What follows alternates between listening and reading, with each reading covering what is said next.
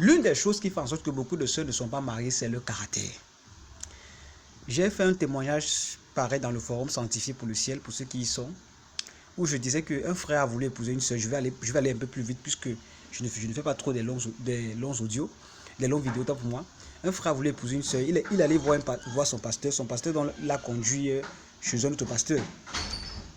Donc son pasteur a appelé ce pasteur, c'était à Yaoundé, pour dire que, pardon, s'il te plaît, trouve-moi une soeur dans ton église pour que l'un de mes fils puisse l'épouser.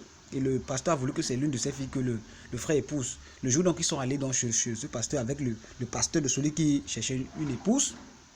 À son arrivée, ils ont vu ce pasteur, c'était un homme infime. Ce pasteur apparemment n'avait pas mangé depuis le matin. Et il a demandé à l'une de ses filles, puisque ses deux filles étaient en train d'étudier, il a demandé à l'une de ses filles de partir l'acheter le pain. Sa fille a carrément refusé devant le prétendant qui voulait épouser un frère. Et cette attitude a beaucoup blessé le frère. Et le Saint-Esprit l'a conduit derrière la maison où il a rencontré une soeur qui était en train de faire la lessive. Et c'était une soeur en Christ, mais qui apparemment dans la maison de ce pasteur, c'est elle qui faisait toutes les tâches ménagères.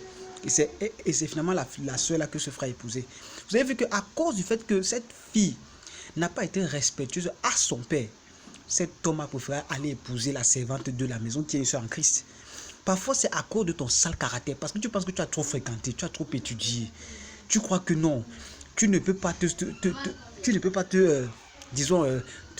soumettre, rabaisser. Mais le problème des sœurs, c'est parce que vous n'êtes pas prêt à vous soumettre. Je ne suis pas contre l'école, mais l'école a formaté beaucoup les sœurs et a apporté de mauvaises choses dans leur esprit. La soumission n'est pas l'esclavage, comme beaucoup pensent. La Bible dit que la femme doit être soumise à son mari. Mais si tu n'es pas soumise d'abord à Christ, à sa parole, Dieu te demande de ne pas porter telle chose, tu portes cela. Dieu te demande de ne pas faire telle chose, tu fais. Si déjà tu n'es pas prêt à te soumettre à Dieu, est-ce que c'est à un homme que tu vas te soumettre? Donc tu as un problème, tu as un gros problème d'insoumission. Et c'est pour cela que tu n'es pas marié. Regarde seulement ton caractère. La manière que tu parles aux frères, regarde comment tu parles aux frères. Tu te crois tellement grand, tellement doit arriver, comme on dit chez nos quartiers. Mais ce n'est pas ça, ma soeur. Tu dois apprendre l'humilité. L'humilité précède la gloire. C'est à cause de l'humilité comment ça s'appelle encore là, d'Abigail que David a pu l'épouser après. Parce qu'il a vu l'humilité dans le cœur de cette femme. Il l'a épousé ensuite. Mais tu es là, tu es orgueilleux parce que tu as un grand diplôme.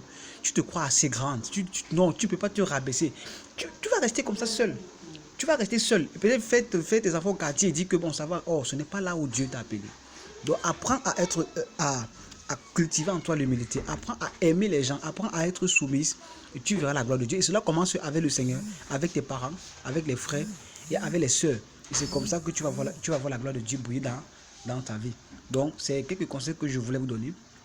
À vous qui aspirez au mariage et qui vous dites mais pourquoi est-ce que ça ne vient pas, revoyez votre caractère, revoyez votre intimité avec Dieu et faites confiance au Seigneur. Que Dieu vous bénisse. Shalom.